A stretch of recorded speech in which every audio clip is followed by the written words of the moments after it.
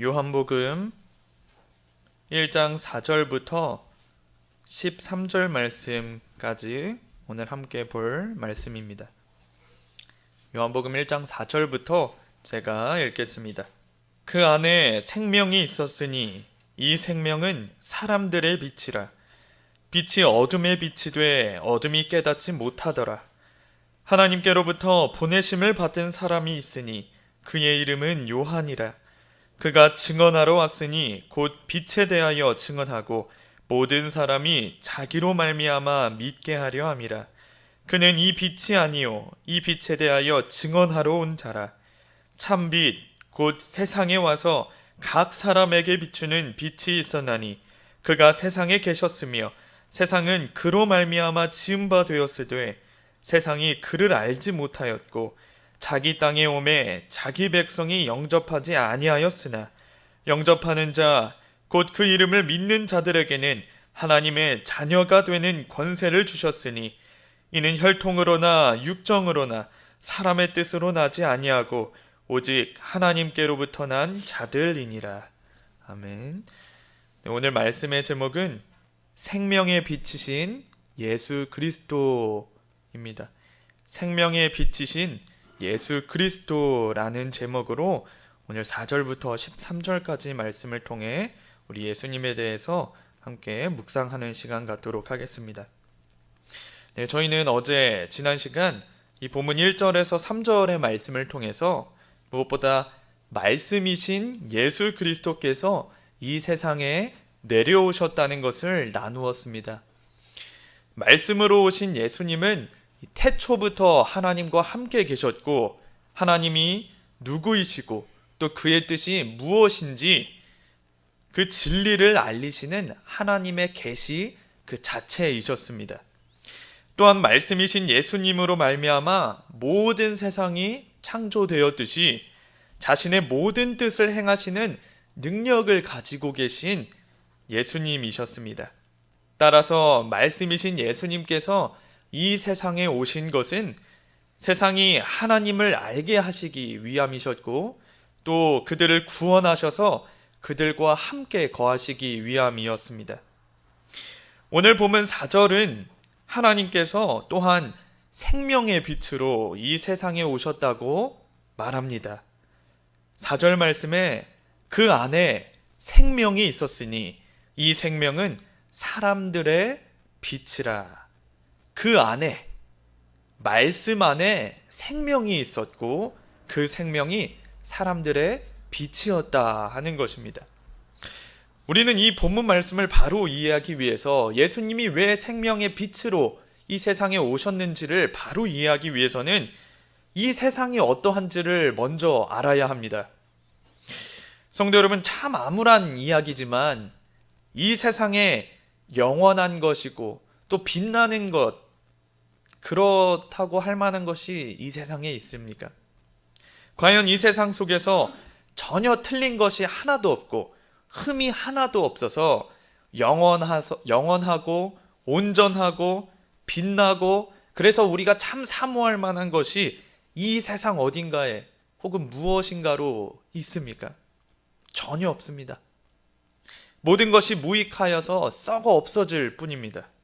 심지어 인간들조차 그렇습니다. 모두가 타락하여 선을 행하는 자가 아무도 없고 죽어 없어질 뿐입니다. 사람들은 이 세상이 더욱 갈수록 진화하고 번영하고 또 삶이 개선될 것이라고 믿습니다. 그러나 전혀 이 세상은 나아질 기미가 보이지 않습니다.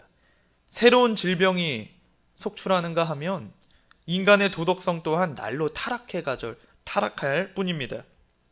그러나 분명 하나님께서 이 말씀으로 이 세상을 창조하실 때에 이 창조된 인간을 포함한 모든 만물은 하나님을 아는 지식에 바로 놓여 있어서 영원한 생명이 있었고 진리의 빛이 그 가운데 비치고 있었습니다. 모두가 창조의 목적대로 하나님을 나타내고 그의 영광을 드러냈기에 그것을 보시고 하나님은 보시기에 좋았더라고 말씀하십니다. 그런데 그때에 이 세상이 간직했던 그 찬란하고 영원했던 참 가치 있었던 이 생명의 빛, 모든 사람들, 모든 만물 가운데 숨쉬고 있었던 그 생명의 빛이 전부 타락하여서, 인간이 전부 타락하여서 온데간데 없어졌고 어두워진 것입니다. 이 세상은 바로 타락하였던 그때에, 하나님을 아는 지식을 모두 잃어버렸던 바로 그때에 그들은 또한 영원한 생명을 잃어버렸고 빛을 잃어버렸습니다. 그리고선 그들의 삶 가운데는 생명이라고 찾아볼 수 없는 죽음이 자리했고, 모든 선함과 또 영광의 찬란한 그 광채 대신에 자신의 모든 죄악된 욕망을 따라서 살아가는 그런 캄캄한 어둠 속을 걸어가기 시작했습니다. 그러므로 여전히 생명도 빛도 잃어버린 이 세상을 볼 때 우리는 그 가운데 전혀 어떤 것에도 긍정적일 수도 없고 또 행복할 수도 없습니다. 그저 그런 세상을 바라보고 있노라면 이 모든 것에 회의가 들 정도로 이 세상에 어떤 소망도 어떤 희망도 보이지 않는 것입니다. 그러나 그 가운데에서도 여전히 남아있는 그 광채의 흔적이 있습니다. 생명의 흔적인 그 양심을 따라 살아가고자 하는 사람들을 우리가 볼 때가 있습니다. 그래서 예로부터 많은 사람들이 인간이 자신의 마음을 잘 다스리고 수련을 하고 수양을 통해서 얼마든지 우리가 다시 선해질 수 있고 얼마든지 우리가 다시 그 빛을 찾을 수 있다고 주장하는 사람들이 있습니다. 하지만 여러분, 우리는 몇 번의, 아니 몇 천 년의 이 세상의 시간을 살아오면서 어떤 인간도 전혀 완벽할 수 없다는 것도, 또 인간의 실패만을 뼈저리게 경험해 본 것입니다. 현재 그 누구보다 내가 내 자신을 알면 알수록 인간 안에 어떤 생명이라고 할 만한, 어떤 영원한 것이라고 할 만한, 참 빛이라고 할 만한 것이 전혀 없다는 것을 그저 깨달을 뿐입니다. 이렇게 악한 인간은 컴컴한 어둠 속에서 아주 작은 회색을 보고서도 빛이다 라고 말하는 것입니다. 이러한 인간은 다시 처음 창조의 때와 같이 하나님께서 말씀으로 그들을 창조하셔서 영원한 빛과 생명 가운데 거하게 하시던 때와 같이 하나님을 아는 그 계시의 진리로 다시 충만하지 않는 한 그들에게 영원한 생명과 영광의 빛은 절대 회복되지 않습니다. 바로 이 이유로 인해서 우리 예수님께서는 스스로 하나님의 진리에서 벗어나서 하나님으로부터 자신의 얼굴을 돌리고 진리의 빛이 없는 어두움 가운데 거한 자들에게 다시금 하나님을 알게 하시고 그로부터 참 생명과 빛을 온전하게 밝혀주시기 위해서 진리가 가득한 말씀으로 오셨습니다. 진리가 없이는 생명도 없고 또한 빛도 없기 때문입니다. 그런즉 이 세상에는 참 진리가 없기 때문에 생명도 없고 빛 또한 없습니다. 다만 참되고 전혀 흠이 없는 진리, 곧 하나님을 아는 지식이야말로 우리 인생에 있어서 최고의 가치 있는 길을 안내해주고 또 살 수 있는 생명을 가져다 줍니다. 따라서 그 진리의 말씀이신 예수 그리스도 안에 참 생명과 참 빛, 곧 생명의 빛이 있다고 요한은 오늘 본문을 통해서 증거하고 있는 것입니다. 이 세상의 유일한 생명이자 빛이 그 말씀 안에 있다고 가리키고 있는 것입니다. 예수님은 또한 스스로 자신을 증거하시기를 요한복음 14장 6절에 이르기를 내가 곧 길이요 진리요 생명이니 나로 말미암지 않고는 아버지께로 올 자가 없느니라. 요한복음 8장 12절에 나는 세상의 빛이니 나를 따르는 자는 어둠에 다니지 아니하고 생명의 빛을 얻으리라. 또한 8장 32절에서 로마서 8장 32절에서 요한복음 8장 32절에 진리를 알지니 진리가 너희를 자유롭게 하리라고 하나님께서 말씀해 주십니다. 여러분, 분명 이런 진리가 이 어두운 세상 가운데 예수 그리스도를 통해서 밝히 비추어졌습니다. 그러나 세상은 그 빛에 어떠하였습니까? 5절 말씀처럼 그 빛을 어둠이 전혀 깨닫지 못할 뿐이었습니다. 이 말이 무엇입니까? 빛이 어둠에 빛이 돼 어둠이 깨닫지 못하였더라. 어둠은 빛을 빛으로 깨닫지 못한 것입니다. 다시 말해 자신들이 어둠에 있다고 전혀 깨닫지 못하고 있는 것입니다. 그리고 그 어두운 세상은 오히려 빛을 보고서 어둠이다 라고 하였고, 끝내 그에게 있는 생명을 죽음으로 몰아냈고 스스로 파멸을 초래했습니다. 세례 요한은 분명 그러한 세상 가운데서 이 빛에 대해서 증언해야 했습니다. 분명 세례 요한은 빛이 아니었고 오히려 그 빛을 증언하기 위해서 하나님께로부터 보내심을 받은 자였습니다. 그러나 세상은 여전히 어두움을 어둡다, 빛을 빛이라 인식하지 못하고 빛을 증언하기 위한 그 세례 요한에게 그가 빛이냐고 묻습니다. 요한복음 1장 19절부터 28절은 이 유대인들이 제사장들과 레위인들을 이 세례 요한에게 보내서 네가 그리스도가 아니냐, 네가 엘리야가 아니냐, 내가 선지자가 아니냐라고 묻습니다. 이에 대해서 세례 요한은 자신은 빛이 아니다라는 것을 증거하면서도 참빛이신 예수님을 증거했습니다. 참빛은 세례 요한이 아니라 바로 예수님이라는 것입니다. 본문 9절부터 11절의 말씀입니다. 참빛 곧 세상에 와서 각 사람에게 비추는 빛이 있었나니 그가 세상에 계셨으며 세상은 그로 말미암아 지은 바 되었으되 세상이 그를 알지 못하였고 자기 땅에 오매 자기 백성이 영접하지 아니하였으나.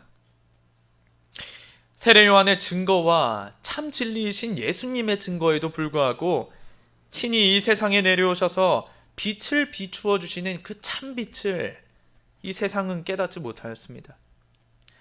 말씀인 예수님에 의해 지어졌던 이 세상이 그를 영접하지 않았습니다. 여러분, 죄는, 우리 가운데 거하고 있는 이 죄는 하나님에 대한 완전한 불순종을 의미합니다.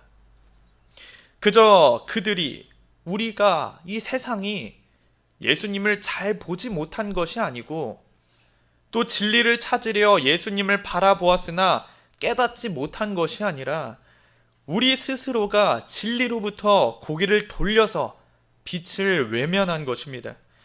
심지어 예수님은 그러한 세상에게 자신의 빛을 모든 사람들 각각 한 명 한 명에게 비추어 주셨다고 오늘 본문은 말하고 있습니다. 잠깐 비춘 것도 아니고 모든 사람들이 그 빛을 볼 수 있도록 각 사람에게 비추었다는 것입니다. 그러므로 각 사람은 그 빛을 못 보았기 때문에 깨닫지 못한 것이 아닙니다. 오히려 죄인인 우리는 하나님의 빛에 대해서 스스로, 그리고 완전히 눈을 돌리고 얼굴을 돌리고 그 반대로 뛰어가기 시작합니다. 이것이 바로 아담과 하와가 최초로 지었던 죄였고 그 동일한 죄를 가지고 살아가는 우리 인간의 모습인 것입니다. 이들은 스스로가 완악해져서 그 빛으로부터 멀어지려고 합니다. 그들은 마음속 깊은 곳에서 빛을 알고 있습니다. 실로 그들의 양심은 사실상 그것이 옳은 줄을 압니다. 그러나 그것을 알기에 그 빛으로부터 멀어지려고 합니다. 왜 그럴까요? 그 빛이 자신을 어둠이라 칭하기 때문입니다. 요한복음 3장 19절부터 20절 말씀입니다. 3장 19절부터 20절 말씀에 그 정죄는 이것이니 곧 빛이 세상에 왔으되 사람들이 자기 행위가 악함으로 빛보다 어둠을 더 사랑한 것이니라. 악을 행하는 자마다 빛을 미워하여 빛으로 오지 아니하나니 이는 그 행위가 드러날까 함이요. 빛이 어둠을 비칠수록, 빛이 어둠을 더 환하게 비추면 비출수록 어둠 가운데 있는 사람들은 그 환한 빛을 보는 동시에 또한 자신들의 추악함이 드러남을 봅니다. 그리고 그것을 싫어합니다. 자신의 추악함과 쓸모없음을 받아들이지 못합니다. 그리고 이내 그런 자신을 고발하는 그 빛을 피하여 더 어둠으로 들어가기 시작합니다. 여러분, 전도에서 가장 힘든 것이 무엇일까요? 전도에서 가장 힘든 것이 무엇일까요? 무엇입니까? 우리가 죄인이라고, 그들에게 죄인이라고 말하는 것입니다. 그때의 사람들은 그것을 가장 싫어합니다. 받아들이지 않습니다. 화를 냅니다. 자신들의 행위가 드러날까 빛을 미워합니다. 그래서 그들은 악에 거하기를 더욱 사랑하기 시작합니다. 자신이 죄인임을 받아들이기만 한다면, 자신이 어두움 가운데 있다는 것을 받아들이기만 한다면 그 빛 가운데에 생명이 또한 있다는 것을 깨닫게 될 것인데, 그들은 그 전에 자신을 그렇게 고발하는 그 빛을 싫어합니다. 그러나 진리를 따르는 자들은 이 자신들의 추악함이 드러남에도 불구하고 그 참 빛이신 예수님께로 더욱 가까이 나옵니다. 예수님을 통해 바라본 자신을 바로 깨닫는 자들은 자신들이 추악하기 때문에 빛을 피하는 것이 아니라 오히려 생명이신 예수님을 영접합니다. 그리고 그런 자들에게 예수님은 본래 자신이 이 세상에 내려오신 목적, 그 진리를 다시 소유한 자들에게 생명을 허락하여 주십니다. 그들에게 하나님의 자녀가 되는 권세를 주십니다. 생명을 주십니다. 곧 자신을 떠나간 자들에게 생명인 자기 자신을 주십니다. 그들을 위해서 십자가에 매달리십니다. 죽지 않으셔도 되는, 아니 죽어서는 안 될 그 하나님께서 인간의 가장 고통스러운 방법으로 죽으셔서 그들에게 자신 안에 있는 생명을 주십니다. 오늘 본문 12절 말씀입니다. 영접하는 자, 곧 그 이름을 믿는 자들에게는 하나님의 자녀가 되는 권세를 주셨으니 이는 혈통으로나 육정으로나 사람의 뜻으로 나지 아니하고 오직 하나님께로부터 난 자들이니라. 이것이 바로 하나님께서 우리 인간을 사랑하신 방식입니다. 생명과 빛으로 이 세상에 오셔서 다시 그 진리를 소유한 인간들에게 생명을 주시고자 정작 자신은 가장 처절한 방식으로 죽으신 것입니다. 하나님이 세상을 이처럼 사랑하사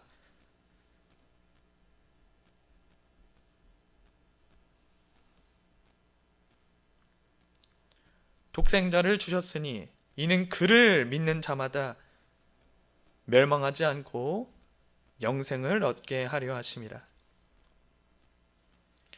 로마서 5장 8절은 이렇게 말합니다. 로마서 5장 8절은 우리가 아직 죄인 되었을 때에 그리스도께서 우리를 위하여 죽으심으로 하나님께서 우리에 대한 자기의 사랑을 확증하셨느니라.